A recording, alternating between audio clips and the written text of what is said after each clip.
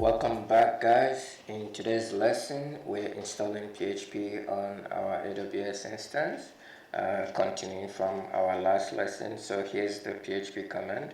I added a few modules that will help us run things like WordPress so that we don't have to install it later on. So once you type in the php install command, you just press enter and you just patiently wait for it to install. It shouldn't take that long. It's just a fairly quick process.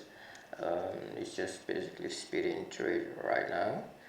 And so basically once that is done, we will enable the php module.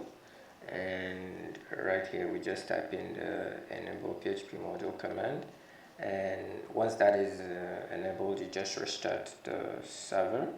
Here I'm checking the version of PHP that we installed, which is 7.4, and you can create a Php Info so that you can check if PHP is actually running correctly with all the modules. So you just do sudo nano, create a php info .php file on your server directory, and here we can see when we go to that file on our domain, you can see that PHP is enabled on this server and it's running correctly. Now in some instances you might need to install PHP Fast Process Manager, which is what we're going to do right here. You just type in the install php-fpm command, and here we go, it's already installed. And you can also install the set environment variable module with the CGI as well, and we've done that. You just restart PHP.